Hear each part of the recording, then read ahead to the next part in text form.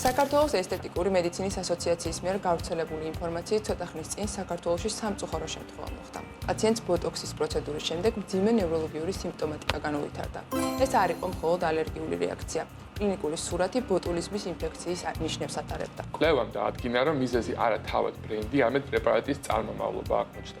აღმოჩნდა, რომ პროდუქტი არ იყო შეძენილი ოფიციალური დისტრიბუტორისგან, რაც აჩენს კითხვებს ბოტოქსის ხარისხთან, შემადგენლობასთან და შედახვის პირობების დაცვასთან. როგორ დავიცვათ თავი ფალსიფიცირებული პრეპარატებისგან, რას ნიშნავს GDP სტანდარტები და რატომ არის კრიტიკულად მნიშვნელოვანი ოფიციალური დისტრიბუცია. ამ და სხვა უმნიშვნელოვანეს კითხვებზე პასუხს დღეს ჩვენ სტუმართან, გაიას ერთ-ერთ დამფუძნებელთან, კოსმეტოლოგთან ბაია კონტრადიევასთან ერთად ვისაუბრებთ. ბაია, დიდი მადლობა, რომ ხართ ჩვენ სტუმარი, ძალიან მნიშვნელოვანი ამბავზე უნდა ვისაუბროთ დღეს. ნამდვილად, ჩვენი პირველი კითხვა რა თქმა უნდა შეეხება უშუალოდ ამ პაციენტებს, ეს გართულება დაემართა, თუ იცით დღეს თავს როგორ გრძნობენ? ბოლოს რა ინფორმაციაც მქონდა, როდესაც გაწერეს უკვე კლინიკიდან კარგად გრძნობდნენ პაციენტები თავს და ძალიან დიდი იმედს ვიტოვებ, რომ ეხლა კიდევ უკეთესად არიან.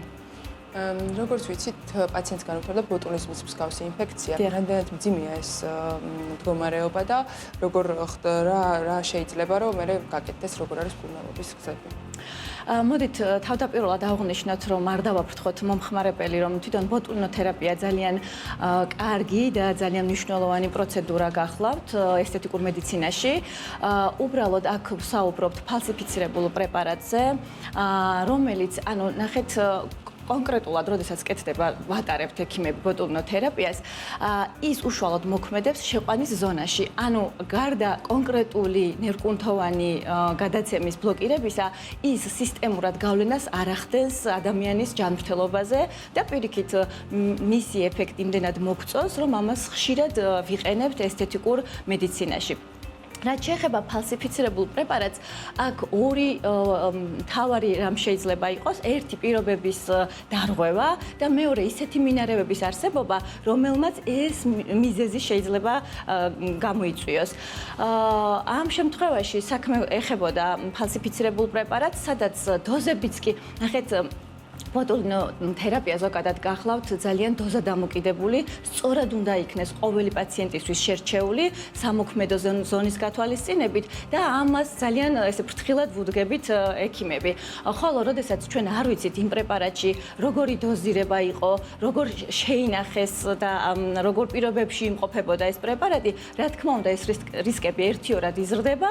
შესაბამისად, სამწუხაროდ მოხდა ესეთი ფაქტი, რომ პაციენტებს განუვითარდათ უშუალოდ ბოტულიზმისთვის დამახასიათებელი სიმპტომები, რაც გულისხმობს ზოგად სისუსტეს, კუნთოვან სისუსტეს, სუნთქვის გაძნელებას, შესაძლებელია იყოს მხედველობის გაორება და ასე შემდეგ და ასე შემდგომ სამკმაოდ რთული მდგომარეობა გახლავთ. თუმცა მადლობა ღმერთს, რომ ეს ძალიან იშვიათად ხდება და საქართველოს შემთხვევაში იყო პირველი შემთხვევა. ადრე ჩვენ ვნახეთ, რომ იყო ესეთი მსგავსი შემთხვევა ინგლისში, რომელსაც ძალიან დიდი რეზონანსი მოყვა. მაგრამ კიდევ არის სხვა ტიპის გართულებები, რომელიც შესაძლოა გამოიწვიოს ფალსიფიცირებულმა პრეპარატმა სამწუხაროდ. როგორც ახლა თავად ახსენე, მთავარი პრობლემა აქ იყო უშუალოდ მედიკამენტის წარმომავლობა, რომ ის არ იყო შეძენილი ოფიციალურ დისტრიბუტორისგან. როგორ უნდა დაწმუნდეს ექიმი და ასევე თავად პაციენტი, რომ ის მედიკამენტი, რომელიც გამოიყენება მისი პროცედურის დროს, არის ოფიციალური? სამწუხაროდ ექიმისთვის ერთადერთი ბერკეტი ეს გახლავთ ოფიციალური დისტრიბუტორი. სხვა ნებისმიერი ადამიანი, რომელიც ამბობს, რომ იცით რაღაც მე შემოვიტანე, რაღაც კი დავიცავი პირობები და ასე შემდეგ, მარტო სიტყვაზე არ უნდა ვენდოთ დისტრიბუტორს, ეს უნდა იყოს ოფიციალურად დარეგისტრირებული დისტრიბუტორი, რომელსაც აქვს კონკრეტულად ტოქსინისთვის განსაზღვრული შენახვის პირობები, სასაწყობე პირობები შექმნილი და კლინიკამდე მოდის ამ პირობების დაცვით ეს პრეპარატი. რაც შეეხება პაციენტს, პაციენტისთვის გარანტი უნდა იყოს ექიმი. ეს ესეთი ჯაჭვია. ყველაზე მნიშვნელოვანი არის დიალოგი პაციენტსა და ექიმს შორის. თუ პაციენტს უჩნდება კითხვა, აუცილებელია რომ ამაზე ვისაუბროთ ღიად და განსაკუთრებით კონსულტაციის დროს. არ არის უხერხული ექიმს ვთხოვოთ, გვაჩვენოს შეფუთვა, როგორ გამოიყურება, შევამოწმოთ კოდი, რომელიც ინდივიდუალურად ყველა პრეპარატს აქვს თავისი კოდი და ასევე ძალიან მნიშვნელოვანია ჩვენს თვალწინ ხდებოდეს, თქვა, იგივე ინიექციის გამზადება შპრიცებში და მოკლედ ყველაფერში იყოს პაციენტი ჩართული და ყველა კითხვას ექიმი სცემდეს ამომწურავ პასუხს. ზუსტად ეს კითხვა უნდა დამისვა, რომ რამდენად გვაქვს უფლება, რომ გადავამოწმოთ და ვიკითხოთ აუცილებლად.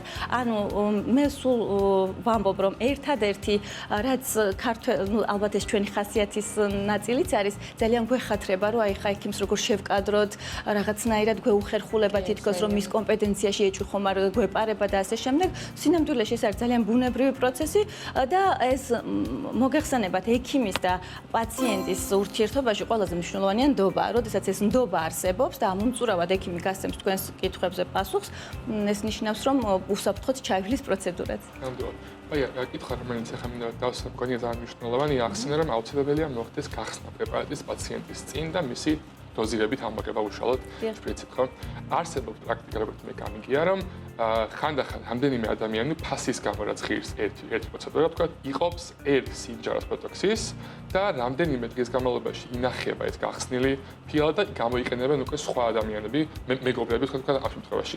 რამდენი ხანი შეიძლება მაგალითად გახსნილი მედიკამენტი შევინახოთ თუნდაც მაცივარში, სწორ პირობებში და უსაფრთხოა თუ არა მსგავსი პრაქტიკა. კეთილი.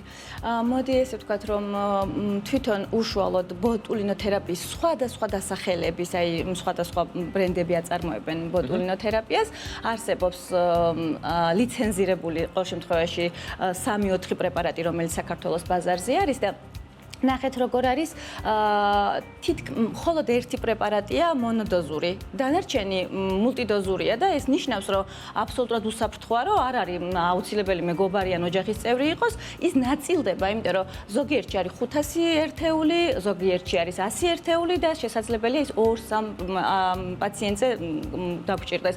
ან შესაძლოა თუ დიდ ზონებზეა საუბარი, ერთ პაციენტს დასჭირდეს, ამაზე მოკლედ ექიმი იღებს მთლიანად პასუხისმგებლობას. უმნიშვნელოვანესი რა არის, ნახეთ, როდესაც დისოციაციას ვეძახით, ანუ ფიზიოლოგიურ ლიოსფილიზირებული ის არის, ესე ვთქვათ, ფლაკონი, უნდა გაიხსნას ფიზიოლოგიურ სითხეში. 4 საათი არის უმნიშვნელოვანესი, რომ დაყომდეს, მაქსიმალურია, ისიც გადაუდებელი, ესე ვთქვათ, შემთხვევების დროს 24 საათი აქვს მას გამოყენების უფლება, ესე ვთქვათ. ნუ ამის შემდგომ არ შეიძლება რომ ეს გამოიყენოს პაციენტებში. შესაძლოა შევახსენეთ GDP სტანდარტები და განმარტოთ რა არის GDP სტანდარტები და ბოტულინოტოქსინის შემთხვევაში რას ნიშნავს და როგორ გაშვება მას. დიახ, ნახეთ, ბოტულინოტოქსინი გახლავთ პრეპარატი, რომელსაც სჭირდება ცივი ჯაჭვის პრინციპით შენახვა. ანუ რას გულისხმობს ეს, რომ არ უნდა დავარღვიოთ ტემპერატურული ჯაჭვი.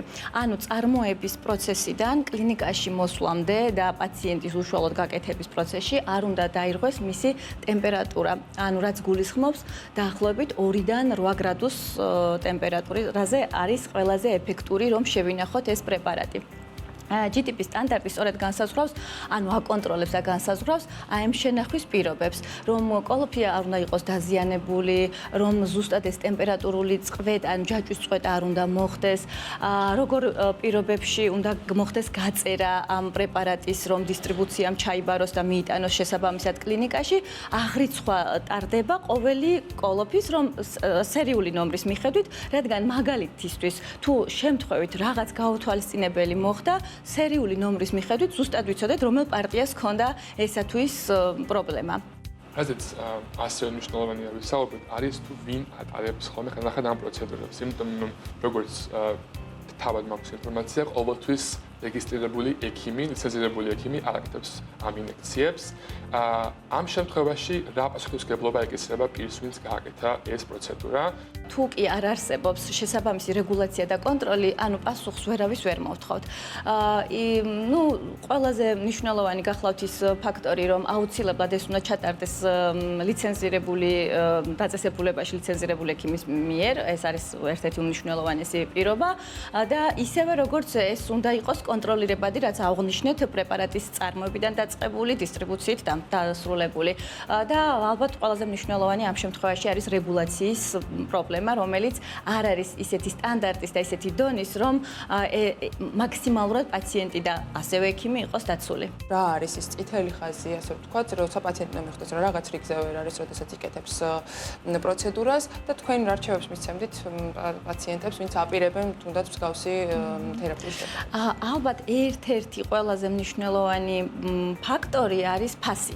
ანუ თუ ჩვენ ვიცით ბაზარზე არსებული ბოტულინოთერაპიის ამა თუ იმ ბრენდის ფასი და ვიღაც გვთავაზობს ძალიან რაღაც გარკვეულ ფასს, ანუ ძალიან დაბალს, ესე ვთქვათ, ანუ პირველი კითხვა უნდა გაჩნდეს, რომ როგორ, ხო? ანუ თუ ვთქვათ 80 კლინიკაში არის რაღაცა გარკვეული ფასი და შენ უცებ რაღაც მაგის ნახევარ ან მეოთხედ ფასში გთავაზობენ პროცედურას, ეს უკვე სადღაც არის კითხვის ნიშნის ესე დასმის საბაბი.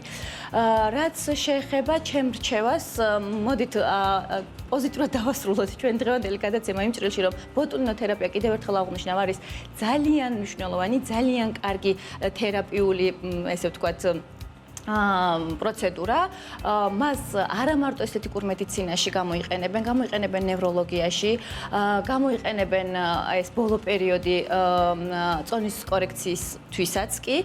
შესაბამისად, სწორი დოზებით, კარგი ხარისხის პრეპარატის პირობებში, ანუ მაღალ კვალიფიციური ექიმის ხელში ეს პრეპარატი არის ძალიან კარგი და ესე ვთქვათ, სასურველი და თუ სტატისტიკასაც მოვიშვებლიებთ, მსოფლიოში ყველაზე მოთხოვნადი ესთეტიკური პროცედურა გახლავთ.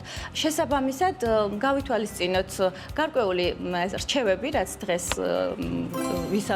ვისაუბრეთ, უმნიშვნელოვანესი რომ ვიცოდეთ ხარისხიანი პრეპარატი, ვიცოდეთ ვინ ატარებს ამ პროცედურას და რა პირობებში ტარდება, შესაბამისად ყველაფერი იქნება ძალიან კარგად. წესების დაცვით რაც ახსენე ძალიან მნიშვნელოვანია კიდევ ერთხელ ეს მედიკამენტი ახალი არ არის გამოიყენება როგორც თავად ახსენე ნევროლოგიაში მაგალითად სერვიკალ სიკუთების დაჭემულობის დროს რომ ეს არაბუნებრივი თავის ფორმა რომელიც წარმოიქმნება მოხილობა ამით მოხსნება სხვა პროცედურების დროსაც საკმაოდ დიდი უსაფრთხო გამოყენების ისტორია აქვს ამ მედიკამენტს და აუცილებელია უბრალოდ დავიცვათ სტანდარტები რომ ეს ყველაფერი არ გართულდეს. დიდი მადლობა ბაიარ გვესტო. უღრმესი მადლობა კიდევ. თქვენ მადლობა.